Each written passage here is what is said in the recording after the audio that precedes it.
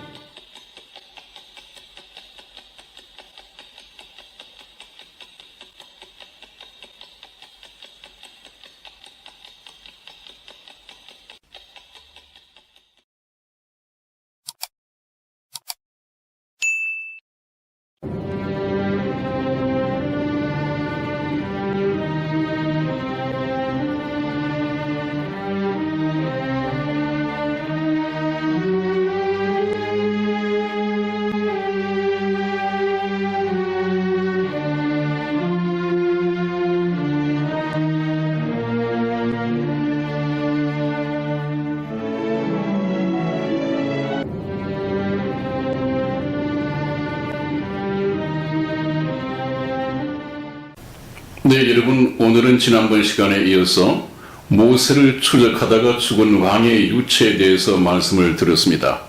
오늘은 조금 보충 설명을 드려야 할 부분이 있습니다. 다만 유체뿐만 아니라 이 출애굽을 마무리하면서 잠시 좀 드리고 싶은 말씀이 있습니다. 지난번 시간에도 항상 강조했습니다마는 이스라엘을 구원하신 분은 인간 모세가 아니라 모세를 통해서 하나님께서 하셨다 하는 것을 항상 성경을 해석하는 이 방법으로 머릿속에 훈련이 되어 있어야 합니다. 하나님께서는 눈에 보이지 않기 때문에 눈에 보이는 사람을 통해서 이적을 행함으로써 그 모세 배후에 하나님이 계시다 하는 것을 알리시는 것이 바로 목적입니다. 그러므로 저와 여러분들은 하나님을 이제 알고 믿는 저와 여러분들은 하나님을 전도하는 것이 그리스도인들의 선교 사역이어야 하고 전도의 목표가 되어야 합니다. 그래서 우리는 하나님에 대해서 알아가고 있는 것이죠. 그래서 오늘 잠시 이스라엘을 구원하신 분은 하나님이시다 하는 것을 잠깐만 언급을 하고 넘어가겠습니다. 출애굽기 14장 31절 말씀을 우리 이승희 집사 읽어드리겠습니다. 이스라엘이 여호와께서 애굽 사람들에게 베푸신 큰 일을 보았으므로 백성이 여호와를 경외하며 여호와와 그 종 모세를 믿었더라. 아멘.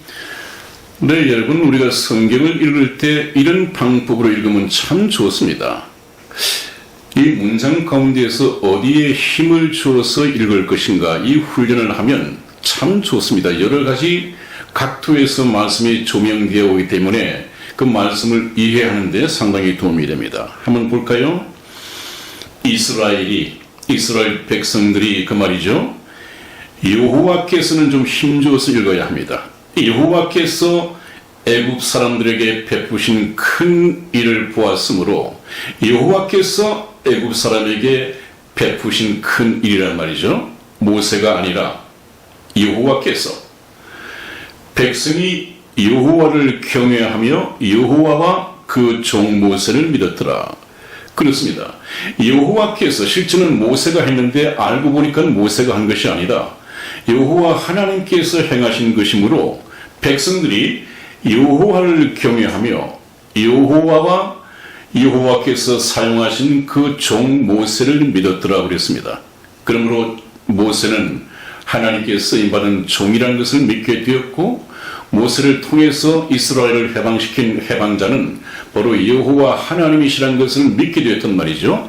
이렇게 되어야만이 성경을 바로 믿는 것입니다. 이 훈련이 돼야 되겠단 말이죠. 이것을 구약에서 우리가 훈련받지 않으면 신약에 넘어가서 하나님께서 하시는 일을 참 찾아내기가 힘듭니다. 믿으시기가 힘듭니다.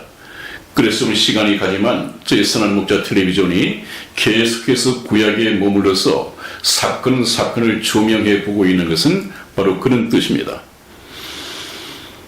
표적은 구약에서 보면 계속해서 인간이 행할 수 없는 이적, 표적, 기적을 행하시죠.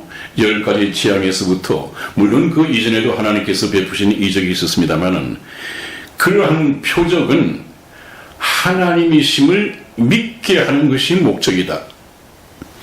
표적을 베푸시는 분도 하나님이시고 인간이 행할 수 없는 초자연적인 능력을 표적, 이적이라고 하는데 그 표적을 보고 저 표적을 베푸시는 분은 하나님이시다. 그것을 알고 믿게 하는 것이 목적이란 말이죠. 신약 성경에도 그 말씀이 있습니다. 요한복음 20장 30절에서 31절까지 말씀을 이승희 집사 읽어드리겠습니다. 예수께서 제자들 앞에서 이 책에 기록되지 아니한 다른 표적들도 많이 행하셨으나 오직 이것을 기록함은 너희로 예수께서 하나님의 아들 그리스도이심을 믿게 하려 함이요 또 너희로 믿고 그 이름을 힘입어 생명을 얻게 하려 함이니라. 아멘. 네, 한번 보십시오, 여러분. 예수께서 제자들 앞에서 이 책에 성경, 특히 요한복음이라든지 복음서에 기록되지 아니한 다른 표적들도 많이 행하셨지만은 오직 이것들을 골라서 기록하는 것은 너희로 하여금, 저와 여러분들이죠. 너희로 하여금 예수님이 누구냐? 예수님께서 하나님의 아들 그리스도이심을 믿게 하려 하며 우리가 구원받는다, 영원한 생명을 얻는다고 하는 것은 영생은 유일하신 참 하나님과 그분께서 보내신 예수 그리스도를 믿는 것이니이다. 그렇게 말씀을 했는데 예수님, 하나님께서 보내신 이 예수, 그 예수님께서 하나님의 아들 그리스도이심을 믿게 하려 하며 또 너희로 예수 그리스도를 믿고 그 이름을 힘입어 영원한 생명을 얻게 하려 함이니라. 하나님의 모든 목적은 그것이 이적이 되었든 말씀이 되었든 모든 것은 믿게 하는 것이고 그 말씀을 통하여 예수 그리스도가 누구인지, 왜 믿어야 하는지, 어떻게 믿고 영접해야 하는지 이것을 알게 해 주시고 그 이름을 힘입어서 영원한 생명을 얻게 하는 것이 목적이다. 그렇게 말씀을 드렸습니다. 그러므로 하나님께서는 구약 성경 약 4,000년 동안의 역사 동안에 계속해서 하나님이 어떤 분인가를 알리시고 믿게 하셨습니다. 그리고 난 후에 신약에 와서는 아들 예수 그리스도를 이 땅에 보내시고 그 예수, 아들, 그 예수가 바로 하나님의 생명으로 하나님께서 육체를 입으시고 이 세상에 성육하신 분이시다 하는 것을 나타내신 것이죠. 그러므로 예수 그리스도를 하나님의 아들 그리스도로 믿게 하기 위해서 구약에서부터 쭉 그렇게 믿을 수 있는 훈련을 해오셨습니다. 그 훈련을 따라서 저희가 성경 공부를 해나가고 있는 것이죠. 네, 이번에는 여러분 이스라엘 백성들이 홍해 바다를 건너서 이 광야에 들어왔습니다. 광야에서 40년간을 하나님의 훈련을 받으면서 살아가야 할 터인데 이 광야에는 참 일교차가 심하지 않습니까? 낮이 되면 섭씨 한 5, 60도를 오르내리고 또 밤이 되면 이정 40도를 내려간다고 하니까 그 일교차가 굉장히 심합니다. 참 장정들도 살아남기 힘들 텐데 좀 노약자라든지 어린 아이라든지 또 이 짐승들 참 살아남기 힘들겠죠. 그렇기 때문에 저 죽음의 땅 사막에서 인간으로서는 해결할 수 없는 하나님의 이적 초자연적인 기적이 저기서도 필요하게 됩니다. 그래서 하나님께서는 하나님이 계시지 않는다면 죽을 수밖에 없는 광야에다가 이스라엘 백성을 내모르시고 하나님께서 살아계신다는 것을 이스라엘 민족에게 실제 경험하게 하시고 생활 가운데서 증거해 주셨죠. 저 그림은 무슨 그림이냐 하면 여러분들이 보시기에 왼쪽에 캄캄한 어둠 가운데에서 불길이 솟아 있습니다. 저것이 무엇이냐 하면 소위 말하는 불기둥이다 하는 이 단어로 성경에 나와 있죠. 저 광야의 특성상 밤이 되면 일교차가 굉장히 심해집니다. 낮에는 한 5, 60도를 오르내리다가 밤에는 영하 40도까지 내려가는, 그래서 일교차가 거의 100도 정도에 가까워지는, 도저히 사람으로서는 살아남기 힘든 그런 곳이 바로 사막이고, 사막은 곧 죽음의 땅입니다. 자연적인 조건 속에서는 그렇다는 얘기죠. 그러나 하나님의 이적은 초자연적인 능력이기 때문에 하나님께서는 저 죽음의 땅에서 저는 일교차 속에서도 이스라엘 백성 250만, 헤아릴 수 없이 많은 가축들이 살아남을 수 있도록 하나님께서는 난방장치를 해주셨습니다. 그래서 저 성막 위에 하나님께서는 불기둥으로 임재하시고 그 불로서 이스라엘의 진영을 따뜻하게 보호해 주셨습니다. 밤에는 그렇게 했는데 또 밤에도 이스라엘 백성들이 하나님의 명령을 받아서 이동해야 할 때가 있습니다. 그때는 저 불기둥이 다시 쭉 움직이고 이스라엘 백성들을 인도해 가면서 따뜻한 가운데 길을 갈 수 있도록 그렇게 하나님께서는 행하셨습니다. 여러분들 그림 보시기에 오른쪽에는 저 낮입니다. 낮의 앞에 구름 기둥이 앞서가고 있고 뒤에 이스라엘 백성들이 따라가고 있는 것을 보게 됩니다. 이 낮은 또 영상 한 5, 60도를 올라가기 때문에 또 사람이 살기 힘들죠. 고통을 받게 되죠. 그래서 하나님께서는 구름 기둥으로 태양을 가리시고 이동하고 있는 이스라엘 백성들이 서늘한 가운데서 이동을 할 수 있도록 인도하시고 보호해 주셨습니다. 저것은 무슨 내용과 같은가 하니 신약 성경에 와서는 바로 성령의 모형이죠. 성령의 모형. 신약의 성령께서는 어떤 일을 하십니까? 구원받은 성도들을 인도하시고 천국 길로 인도하시고 또 보호해 주신단 말이죠. 그 역할을 오늘날 성령이 하고 계십니다.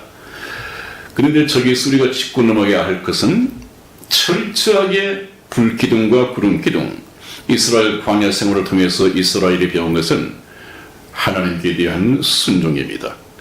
틈만 나면 모세와 아론을 원망하고 하나님께도 원망과 불평을 쏟아내는 이 이스라엘 백성들이 전적으로 하나님 앞에서 순종하는 것을 배우게 됩니다.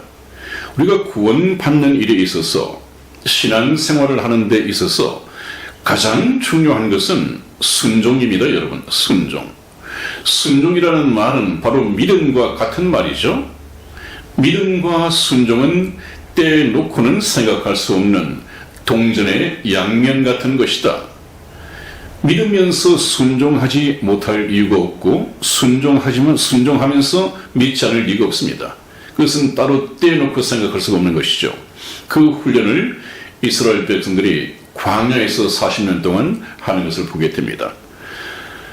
여러분, 하나님 앞에서는 순종이 가장 중요합니다. 그 성경 말씀에서도 순종이 제사보다 낫다 하는 그런 말씀을 하셨는데 그 어떤 희생제사, 양과 소와 염소를 잡아 바치는 희생제사를 드리는 것보다 하나님의 말씀에 순종하는 것을 하나님은 훨씬 더 기뻐하신다는 말씀이 있죠.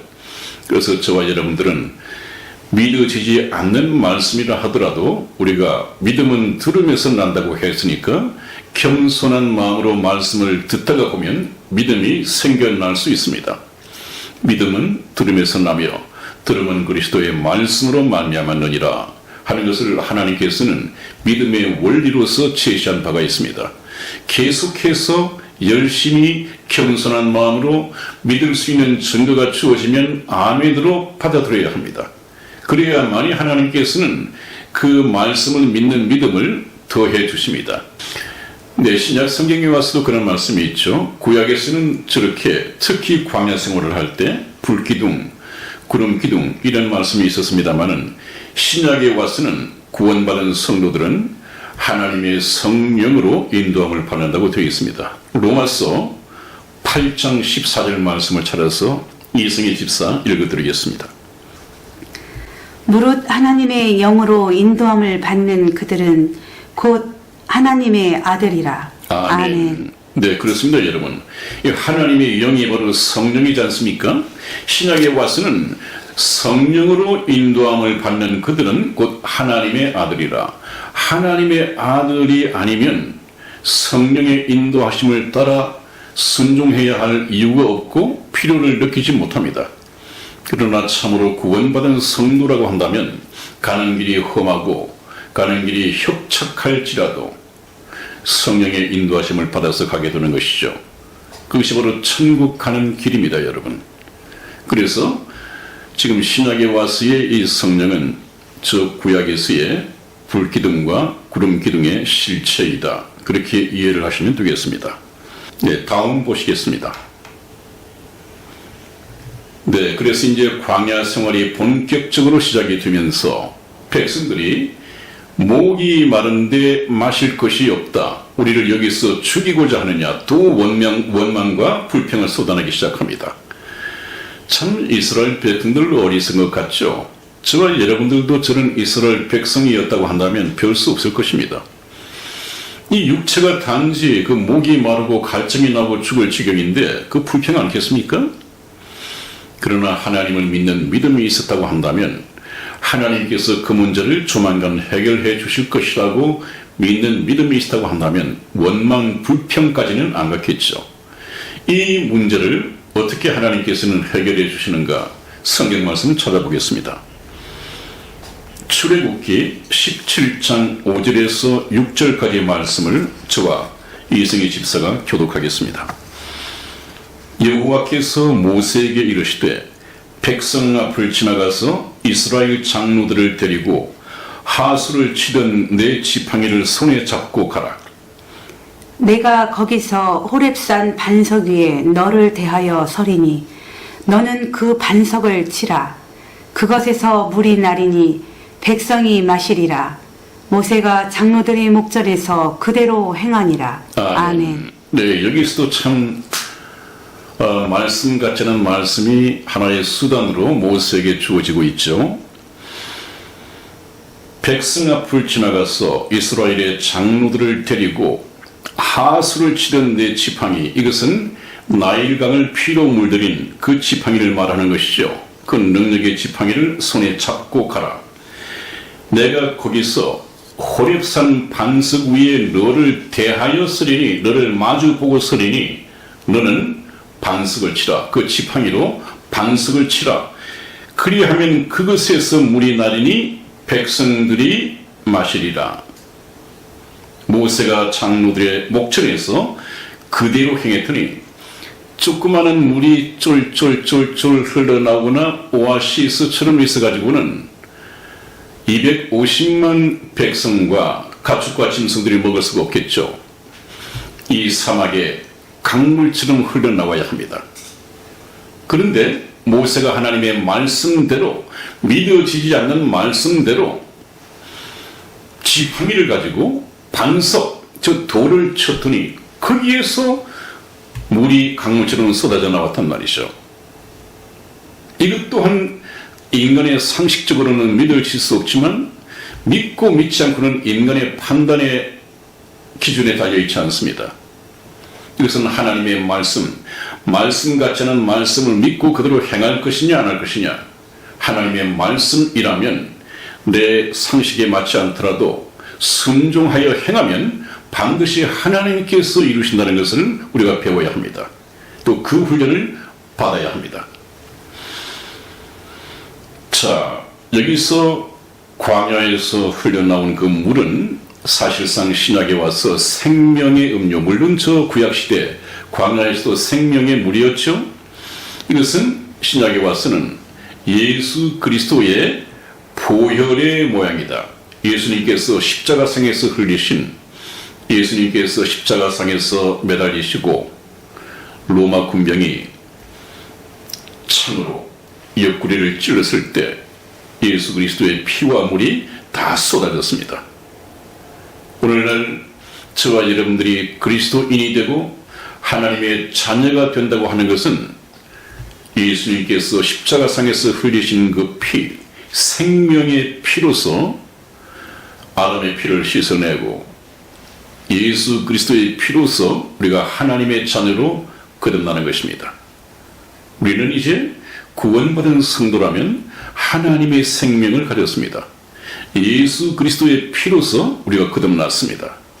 그것을 지금 모형적으로 보여주고 있는 것이죠. 우리 신약 성경 고린도전서 10장 1절에서 4절까지 말씀을 저와 이승희 집사가 교독해 드리겠습니다. 1절 말씀 제가 읽겠습니다. 형제들아, 너희가 알지 못하기를 내가 원치 아니하노니 우리 조상들이 다 구름 아래 있고 바다 가운데로 지나며 모세에게 속하여 다 구름과 바다에서 세례를 받고 다 같은 신령한 식물을 먹으며 다 같은 신령한 음료를 마셨으니 이는 저희를 따르는 신령한 반석으로부터 마셨음에 그 반석은 곧 그리스도이시라. 아멘. 여러분, 지금 보시면 이게 성경을 구약과 신약을 짝을 지어서 보시면 금방 이해가 되시죠? 그냥 목마른 이스라엘 백성들에게, 목이 말라 죽어가고 있는 이스라엘 백성들에게 저 물을 공급해 주시지 않았다면 이스라엘 백성들은 다 사막에서 죽었을 것입니다. 그래서 저 물은 바로 생명의 물이 되었습니다. 그것이 바로 예수 그리스도 보혈과 마찬가지인데, 오늘날 아담의 죄 때문에 할 수 없이 죄를 지으면서 살아가는 모든 인류들, 모든 죄인들은 예수 그리스도의 피를 음료로 마시지 않는다면 죽어서 지옥 갈 수밖에 없습니다. 반드시 하나님의 생명을 얻고자 한다면 예수 그리스도의 피를 마셔야 한단 말이에요. 그래서 뭐라고 그랬습니까? 지금 우리 조상들이 다 구름 아래 있고 바다 가운데로 지나면 것은 홍해 바다를 걷는 것을 말합니다. 그것을 세례라고 했죠. 근데 또 3절 말씀에서 다 같은 신령한 식물을 먹으며 했는데, 이 식물이라고 하는 것은 이스라엘 백성들이 사실상 광야에서 농사를 지을 수 없기 때문에 먹을 것을 준비할 수가 없었습니다. 그래서 하나님께서는 하늘에서 매일 아침 만나를 내려주셨죠. 만나. 그것은 기적적인 하나님의 능력에 의해서 주어졌으므로 신령한 식물이라고 표현을 했습니다. 이제 4절 말씀에 다 같은 신령한 음료를 마셨으니 이는 저희를 따르는 신령한 반석으로부터 마셨음에 그 반석은 곧 그리스도시라, 그렇게 설명이 되어 있습니다. 신령한 음료, 이것은 사막에서 얻어낼 수 없는, 자연 법칙에 따라서는 얻어낼 수 없는 그런 음료였죠. 그런데 하나님께서 기적적인 능력이라고 하는 것은 자연 법칙을 초월하는 능력을 말하는 것입니다. 이것은 전지전능하신 하나님께서 행하실 수 있는 것이죠. 그래서 모세가 하나님의 말씀대로 지팡이를 가지고 반석을 쳤더니 신령한 이 음료가 쏟아져 나왔습니다. 물이면 물이지 왜 신령한 음료냐 하는 것은 신약에서 예수 그리스도께서 십자가상에서 흘리실 이 피, 우리가 그리스도인이 되기 위한, 하나님의 자녀로 탄생하기 위한 바로 그 신령한 음료가 예수 그리스도의 피란 말이죠.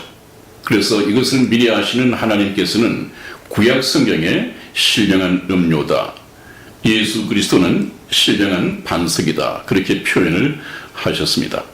이번에는 또 불평이 있어서 마실 것을 해결을 했더니 이제는 먹을 것을 걱정하는 백성들을 위해서 하나님께서 또 기적을 베푸시지 않을 수 없습니다. 조금 전에 말씀을 드린 바와 같이 여기는 광야인지라 농사를 지을 수 없는 곳입니다. 어떻게 해야겠습니까? 인간으로서는 방법이 없습니다. 그야말로 하나님께서는 초자연적인 능력을 통해서 해결해 주셔야 됩니다. 그것이 무엇이냐? 아침에는 만나를 내려주시고 저녁에는 메추라기, 이 고기를 내려주셔서 원 없이 배부르게 먹게 하셨습니다. 네, 우리 출애굽기 16장 12절에서 14절까지 말씀을 교독해 드리겠습니다. 내가 이스라엘의 원망함을 들었노라. 그들에게 구하여 이르기를 너희가 해질 때에는 고기를 먹고 아침에는 떡으로 배부르리니 나는 여호와 너희의 하나님인 줄 알리라 하시니라. 저녁에는 메추라기가 와서 진에 덮이고 아침에는 이슬이 진 사면에 있더니 그 이슬이 마른 후에 광야 지면에 작고 둥글며 서리같이 세미한 것이 있는지라. 아멘. 아멘. 네, 그렇습니다, 여러분. 이것 또한 하나님께서 행하신 기적이죠. 이것은 여러분들이 잘 아시니까 보충 설명이 필요 없겠습니다. 그러나 여기 아침에 내려주셨던 이 생명, 이것이 없이는 이스라엘 백성들이 광야에서 죽을 수밖에 없으니까 생명의 문제를 해결해 준 이 떡을 바로 생명의 떡이라고 합니다. 그런데 이 만나는 모형일 뿐 실제 생명의 떡이신 예수 그리스도의 모형으로 등장하고 있습니다. 우리 신약에 와서 설명을 들어보겠습니다. 신약 성경 요한복음 6장 48절에서 51절까지 말씀을 교독해 드리겠습니다. 48절 제가 읽겠습니다. 내가 곧 생명의 떡이로라. 너희 조상들은 광야에서 만나를 먹었어도 죽었거니와 이는 하늘로서 내려오는 떡이니 사람으로 하여금 먹고 죽지 아니하게 하는 것이니라. 나는 하늘로서 내려온 산 떡이니 사람이 이 떡을 먹으면 영생하리라. 나의 줄 떡은 곧 세상의 생명을 위한 내 살이로라 하시니라. 아멘. 아멘. 네, 여러분, 예수님께서 오시기 1500년 전에 성경 말씀에서 아주 그림자적이고 모형적인 예표를 보여주셨는데 예수님께서는 이 출애굽이 있은 지 2500년 후에 오셔서 하시는 말씀이 내가 곧 생명의 떡이로라. 너희 조상 이스라엘 백성들 너희 조상 저 광야 시대 때 말이죠. 너희 조상들은 광야에서 만나를 먹었어도 죽었거니와 그는 육체를 위한 것이었죠. 만나는 육체를 위한 것이었습니다. 이는 나는 하늘로서 내려오는 떡이니 사람으로 하여금 먹고 죽지 아니하게 하는 것이니라. 이 하나님의 말씀은 영생의 말씀이고 영생의 말씀을 통해서 저와 여러분에게 영원하신 하나님의 생명이 이식되어진단 말이죠. 그러므로 예수님께서는 이것은 먹고 죽지 아니하게 하는 것이라 그렇게 말씀을 했습니다. 51절 말씀에서 나는 하늘로서 내려온 산떡이니 사람이 이 떡을 먹으면 영생하리라. 영원히 죽지 않고 천국에서 영원 복락을 누릴 것이라. 이 떡 참 먹어야지 않겠습니까? 이 떡이 비싼 떡도 아닙니다. 이것은 그냥 하나님께서 선물로 거저 주시는 것입니다. 이 떡을 먹는다고 하는 것은 바로 하나님의 말씀을 믿는다는 것입니다.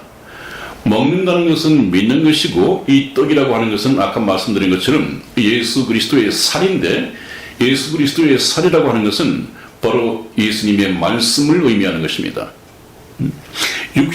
말씀이 육신이 되어 우리 가운데 거하신다는 요한복음의 말씀이 있죠. 말씀이 육신이 되어서 우리 가운데 거하신다. 바로 떡이라고 하는 것은 예수 그리스도의 육체이고 예수 그리스도의 살 그리고 말씀을 의미하는 것입니다. 네, 여러분, 오늘도 여기까지 제 건강이 그렇게 좋지 않기 때문에 조금 일찍 마쳐야겠습니다. 네, 별로 일찍도 아닙니다. 시간 쓸 거 다 썼군요.